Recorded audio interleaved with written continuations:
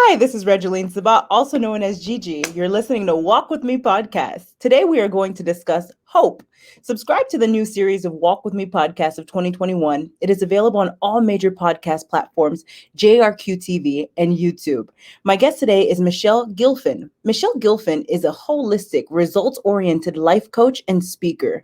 Michelle is also an expert in NLP guided imagery and positive psychology and is based in the San Francisco Bay Area. Welcome to the show, Michelle. Hello, hello, hello. Thank you so much. Thank you for You're, having me here on your show. you're welcome. It's an honor to have you here today. Now, why don't you start off by telling us about you and where you are from? Okay, so I live in the San Francisco Bay Area, in the East Bay Area. It's called Livermore. It's funny, when I moved here, I said, oh, it's because you live there more. I don't know, I love the nature and Hello, Grady. all the nature around. I moved to the States about 6 years ago with my family, and we actually moved from Israel. So, and all the experiences here are, for me, new, and I embrace them for having them. That is absolutely amazing. Now, tell us more about what led you to become a life coach. What led me to become a life coach? I think it was not very clear to me at the beginning. I sort of found myself in this arena, which is weird. I mean, you wouldn't expect someone to find themselves. But it was more of a calling for me. It was the first time, probably not the first, but I sort of had a knowing that that's what I want to study and advance in.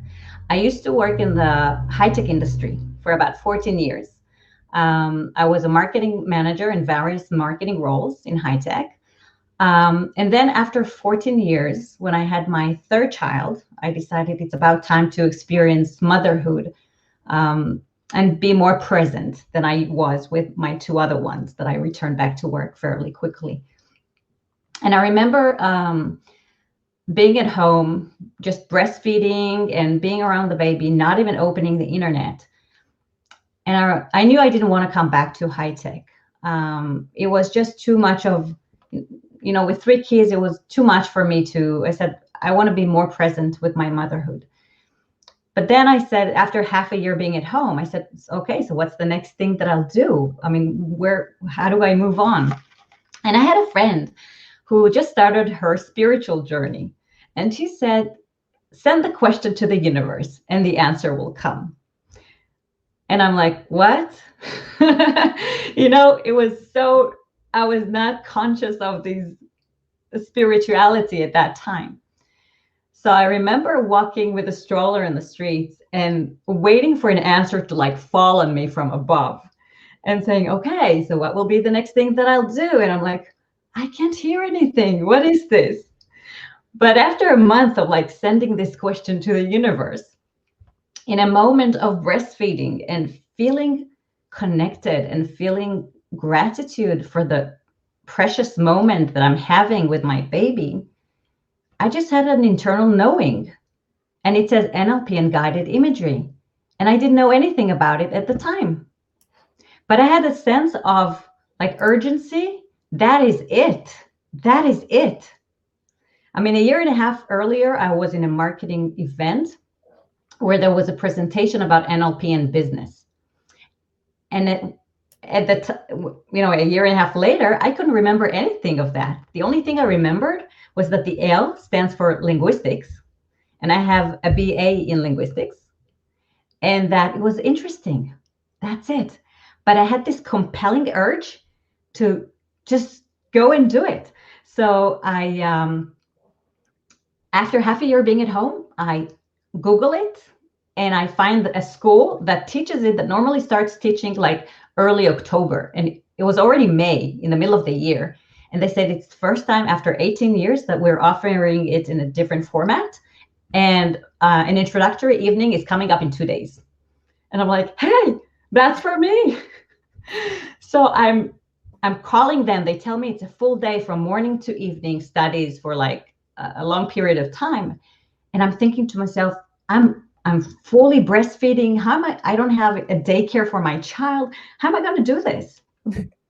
While I'm driving in my car, I'm calling my mom. Okay, you're going to take care of my baby for the first half of the day. Calling my mother-in-law, you're going to take over the other half. I'm going to reduce one breastfeeding, and boom. So I'm already fixing things without knowing where I'm going. And I'm sitting there in the introductory evening. They tell us how much it's going to cost. And I'm like, I didn't even expect that. But at the end of the evening, I text my husband, which is something I normally don't do. I found myself sometimes hard in decision making. But in that moment, I didn't have any doubts. It was, I'm going to do this. And I'm just texting him, this is how much it costs. How do you want to pay for it? And he didn't even know where I'm going that evening. So I started, my journey with NLP and guided imagery. And at the beginning, I thought, I don't have any issues. I don't have any problems. I'm just being, sometimes late. That's it. Everything, I'm just a normal person. And in that journey, you find out all sorts of things that need healing, and all sorts of things that you weren't aware of, that were in your subconscious mind. And that's a great way to set up a goal. And once you eliminate those subconscious inhibitors, you can reach what you want with ease. So I was really drawn to understand how it works and see the effects of it, and see how it impacts myself and my colleagues, and then my clients that I started having. And I find it intriguing and so interesting and amazing, this exploration to find out that we are stronger than we think we are, that we have all the resources within us to reach whatever we set our mind to. But we need to be, setting our intent and wanting to make a change in whatever life area that may be, wanting to make that change. That would be a really big step to make. Amen. Now that brings us to our hope discussion. What does hope mean to you, Michelle? So I think for me, hope began, in general, I think I'm an optimistic person, and I'm hopeful. Like if, for example, there is an exam to do, I mostly try to calm myself and say, I trust my body that things are okay. I'm just testing. And I'm not going to freak out before the results come in. And I'm hopeful that things are going to turn out just fine. So that's in the terms of my body, a connection. I think I was more aware of the notion of hope in the essence of hope with relationships with nations or with people. Because growing up in Israel, the Middle East area is very complex. It's very complex, and there's no right and wrong, and there's no one side that is right or wrong. It's very complex. But I remember when there was a peace process between Jordan and Israel. I was very, very hopeful that finally, we can just, put the arms down and just live peacefully with one another. That really gave me a sense of hope. And unfortunately, the prime minister at the time who signed up this peace process, this peace contract, Prime Minister Yitzhak Rabin, was assassinated after he was giving a peace rally. He was assassinated by an Israeli Jewish person. That was devastating to me. I cried for 3 days. Because I felt like hope was taking it away. Hope was taken away for living peacefully. And it was only when I came here to the States where I started to explore and be open to meeting people who I never would have met had I stayed where I lived, with the diversity of the San Francisco Bay Area, meeting people from Iran or meeting people from other countries that had I lived in Israel, I wouldn't have met them in person. And I was so touched that, maybe we cannot control peace among nations, but on the individual level, when we open our heart, eventually we're all human beings. And we need to see the beauty in each and every one of us and connect on the personal level. And that for me created a tremendous, even healing process that I met a Palestinian girl here. And we consider each other as sisters.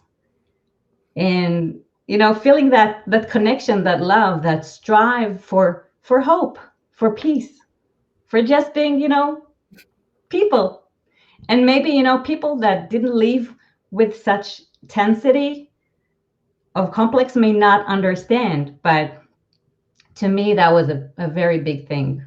Knowing that at least, with my powers, I can be more accepting and experience that peace.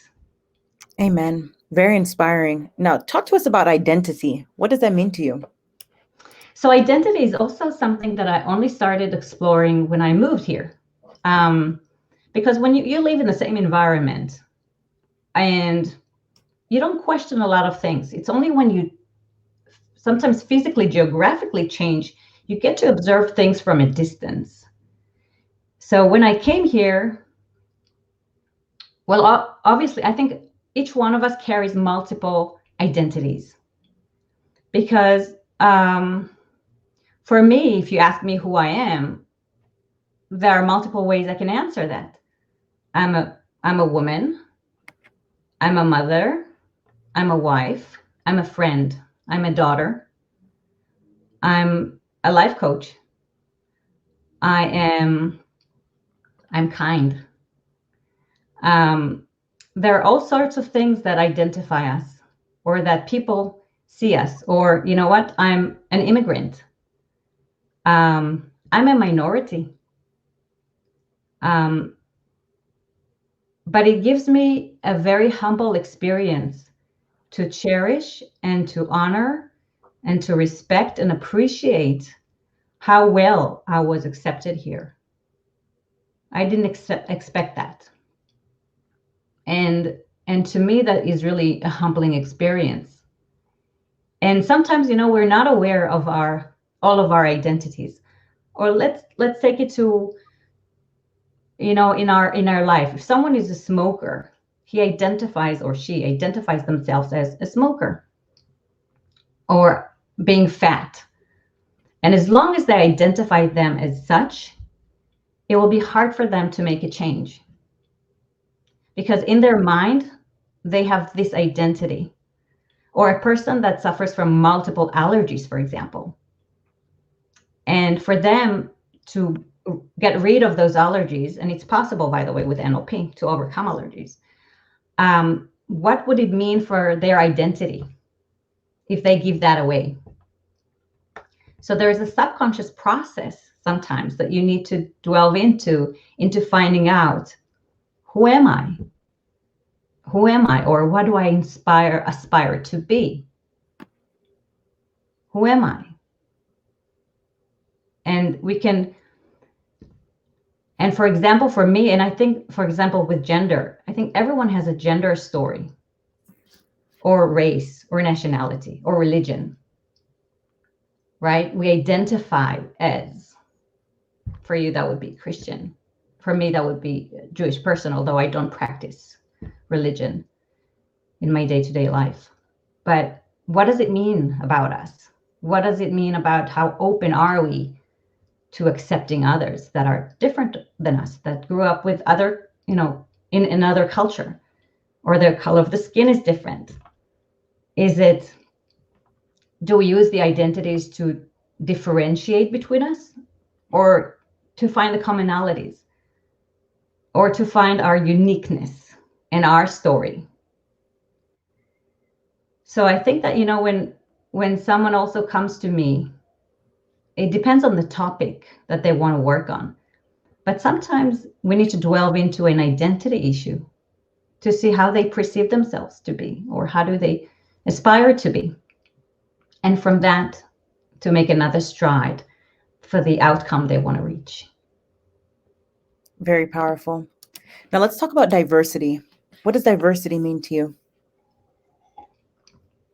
So again, diversity is something that I came up here from the San Francisco Bay Area. Because where I lived in Israel, it was a very homogeneous environment. Everyone is white, everyone is Jewish, everyone is Israeli. You don't see much diversity. For me, coming to the States, and especially in the San Francisco Bay Area, where you see a lot of faces, a lot of cultures, Asians, South African, not South African, African Americans. I didn't see any South Africans here, by the way. But seeing, multiple languages, in schools, elementary schools, there is the multicultural event festival. And it's so beautiful to see everyone from different countries, different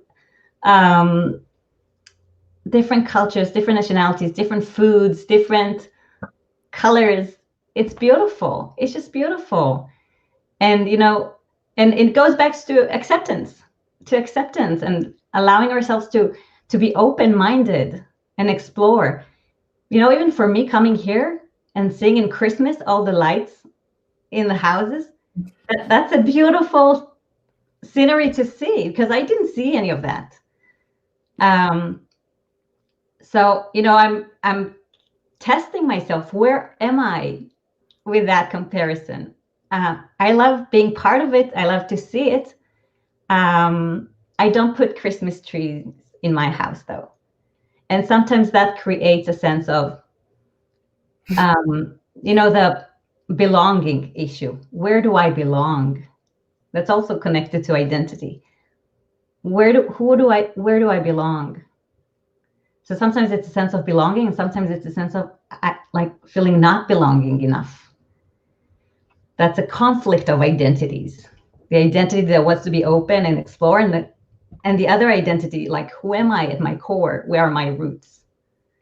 So that can create a conflict, or a conflict of, being a mother on the one hand and being a career woman on the other hand. Do they really conflict?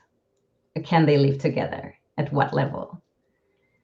So diversity, yeah, and being open to gender identities, and being open to sexual orientations, and knowing that everyone has the right to live their authentic self, and the right to be respected, and the right for medical care, and the right for work, and the right for not being discriminated against.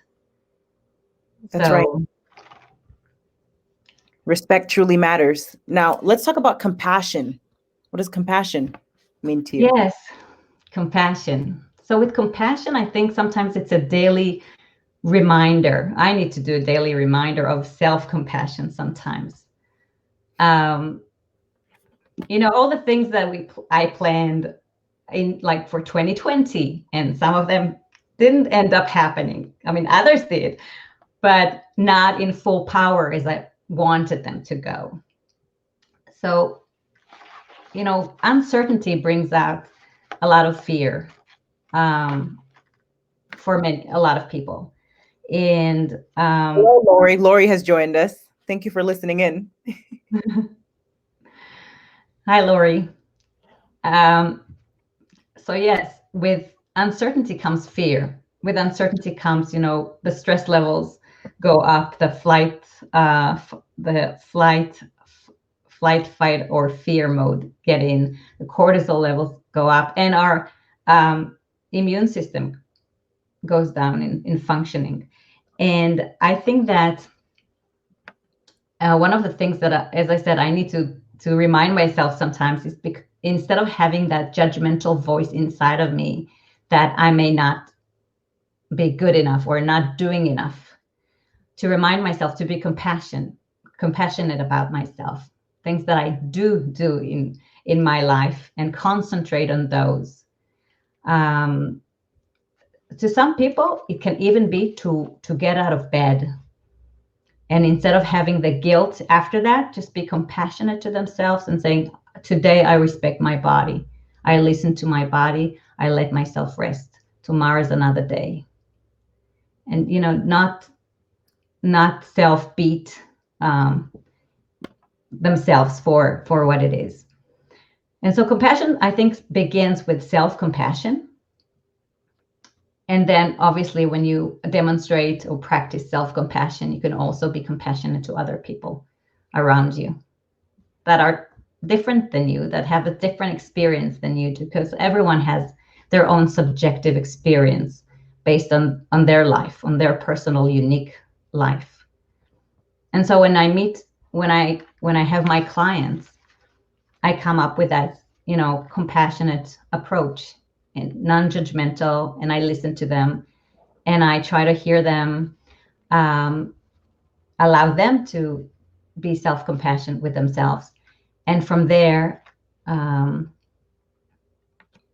start striding towards what they do want in life and focus on that, put the attention on what they want to achieve and not what they are feeling not good at in that moment. That's right. Now, Lori says self-compassion, extend to others too. Yes, that's right. That's right. Now let's talk about self-healing. What does self-healing mean to you?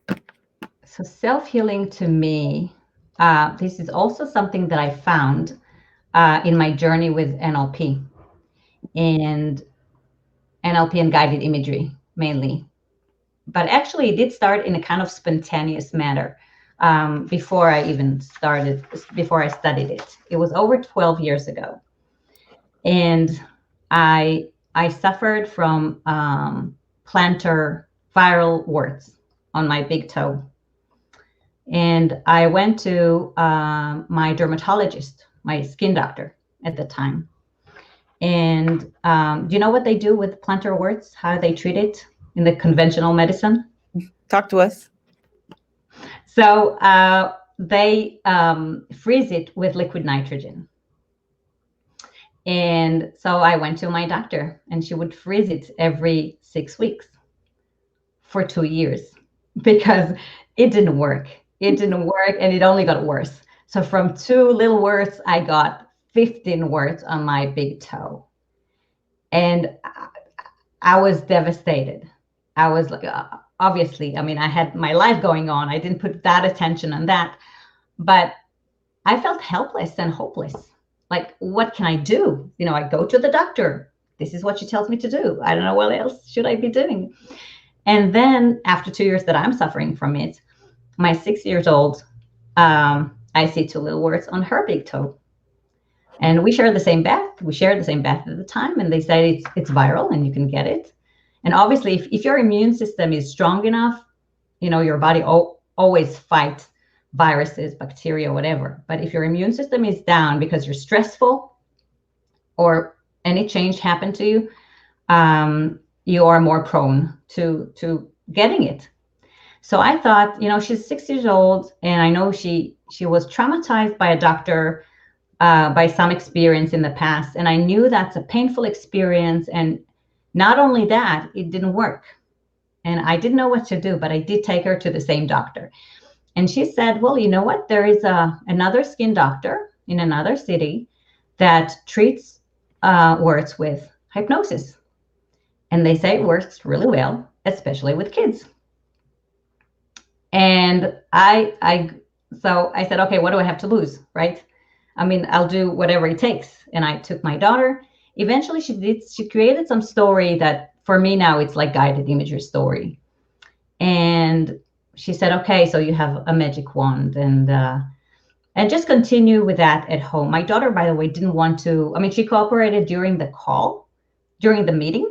But as we walked out of her office, my daughter says, she's kidding us, right? What is this? She didn't take it seriously at all. She was very opinionated at 6 years old already.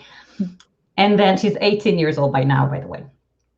And so but I really wanted it to work. it was my desired outcome. By the way, my business name is called My Desired Outcome.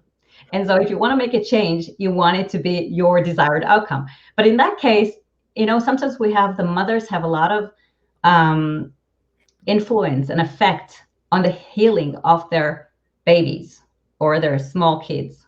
It's very much connected, and they can really affect their healing process.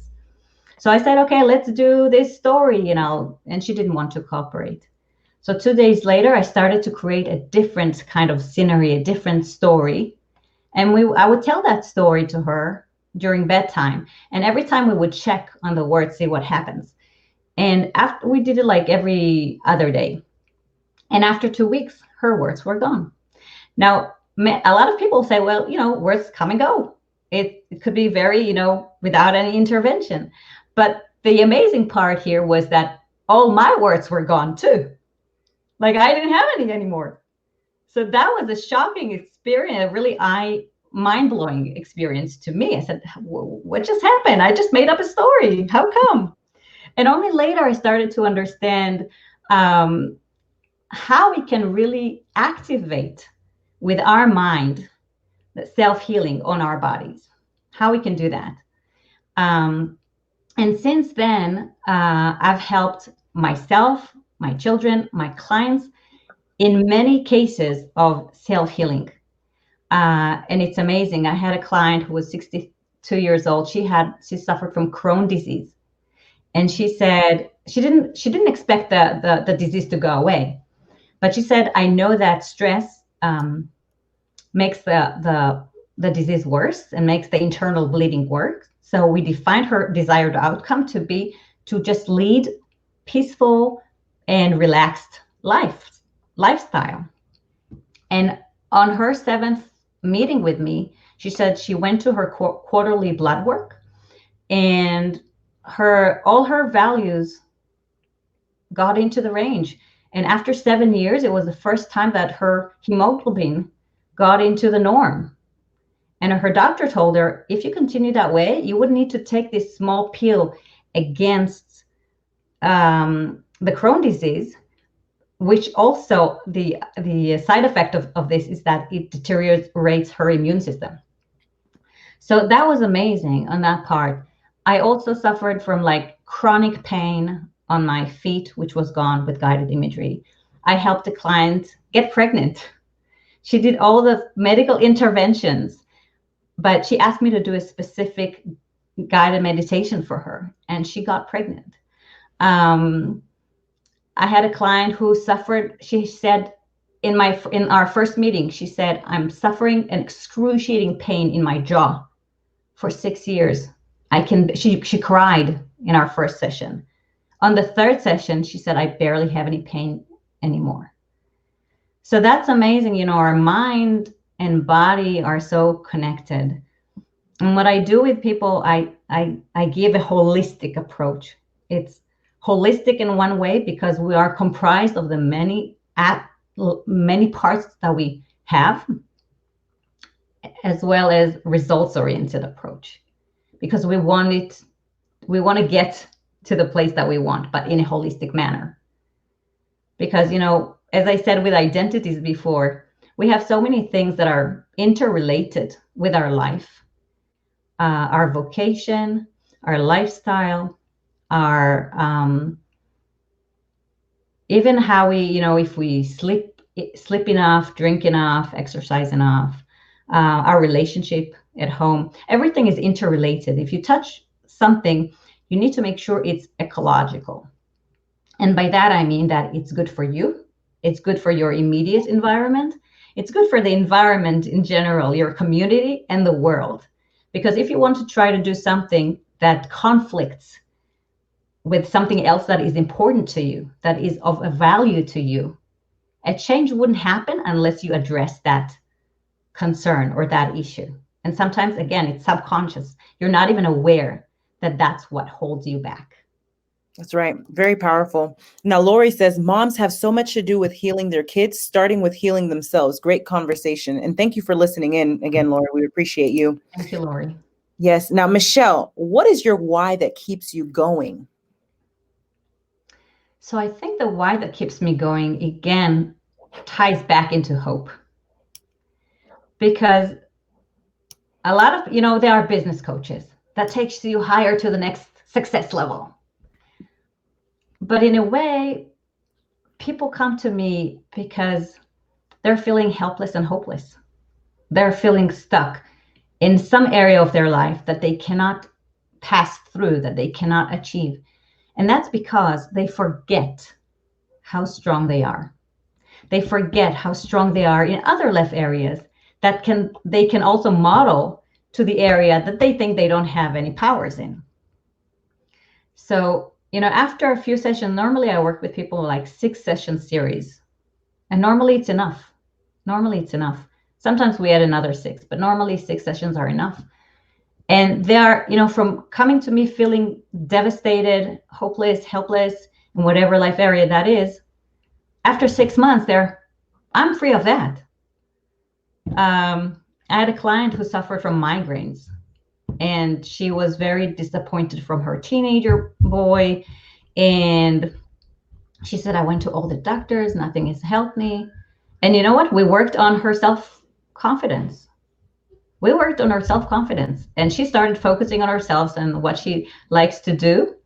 And she started opening a cooking initiative. And that filled her up with joy, because she invited people over to her home. That was prior to COVID days. But they would run like she was like a chef, but having everyone cook a new meal and then sit down and eat that meal. And the funny thing is, it's not funny, but the result was that she didn't suffer from migraines anymore, that her teenage boy was just a marvelous boy. Everything, got better because we worked on her self-confidence. And, for me at the end, to see the results that my clients are free of their problems or free of the things that haunt them at night is really fulfilling for me. It's really satisfying to see that I could be of help. I got gifts either because I invested in studying and learning and being compassionate and wanting to help and coming out, reaching out, and then seeing that, yeah, I made a change. I helped someone. Yes. Angie says, you ladies rock, and you as well. Thank you for listening in. Thank you, Angie. So that's what fills me up, knowing that I could lend a hand and I could help someone. There's a saying, helping one person in the world is as if you help the whole world. And for that person, that's the whole world to them. And then it affects, it cascades. It cascades to their immediate environment. It cascades to their community. It cascades to the world. So, you never know where a small change that you could, help, it has a lot of, the ripple effect eventually. So it's my way to bring more hope to the world, I think. Amen. Now, Michelle, what is your best advice to the audience for walking with purpose and living a life of happiness? Wow, that's a big one. It's a big question.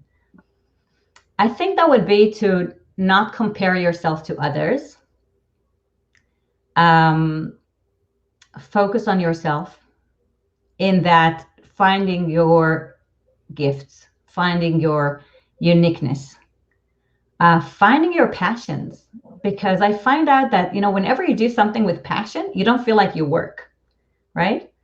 You just do whatever you love. I remember when my first, my parents told me it was kind of obvious that, they had 3 girls, that each one of us will, have a BA degree, will study something.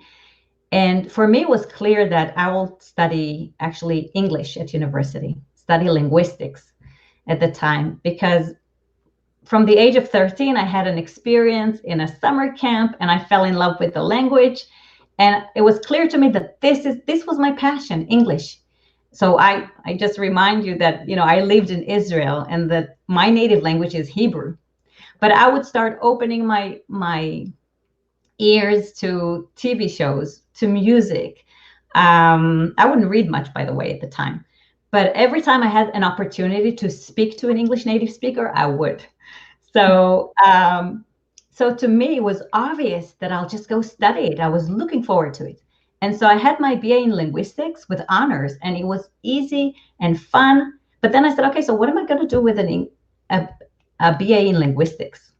And in Israel, many people just study to, they get a teaching certificate and they start teaching English in high schools.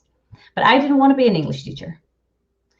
And funny enough, I went to an interview in a high-tech company, which I didn't think I have anything to do with high-tech at the time, because I'm not a programmer and not anything like that. But I worked there as an office administrator when I was a student. And they told me, when you graduate, come back and we'll see what we can offer you. And I was doubtful. I said, what can I suggest? What can I offer to a high-tech company? But I was ignorant at the time, and sometimes ignorance is bliss. I was 23 years old. I came to the manager of the company and I said, well, I graduated a BA degree with honors. What can you offer me? And I mean, nowadays I wouldn't do that, but I was, young and no diets in mind. You're hungry, like Les Brown says, right? And he said, well, you can help our executive team now. And half a year into the role, he said, well, how about you help the marketing manager? And I was a marketing coordinator as my first job. And then he devaluated to being an industry analyst, relations manager, a competitive intelligence manager, a marketing communications manager. The thing is, how did I get to high-tech in the first place? It was because of my passion to English.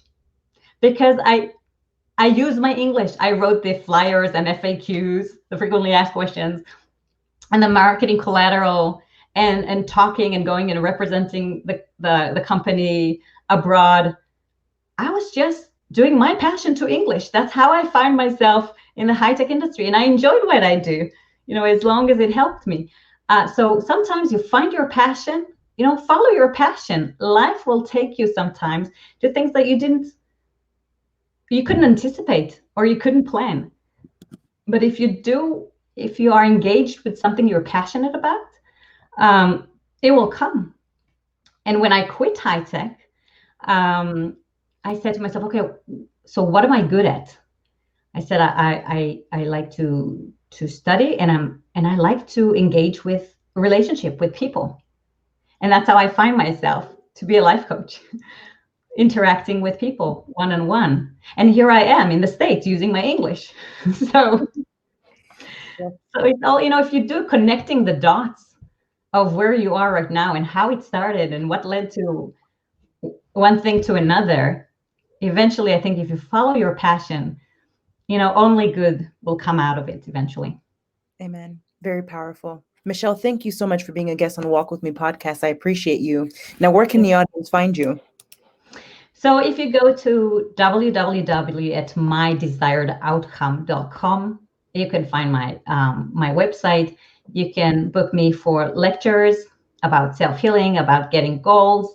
You can read things in my blog, and you can book 20-minute a conversation with me, a discovery call with me to see if there's any fit and I can be of help to you. I love it. Ladies and gentlemen, make sure to check out Michelle at mydesiredoutcome.com. And Michelle, thank you again. You have a blessed day. Thank you, Gigi, for having me here. You're welcome.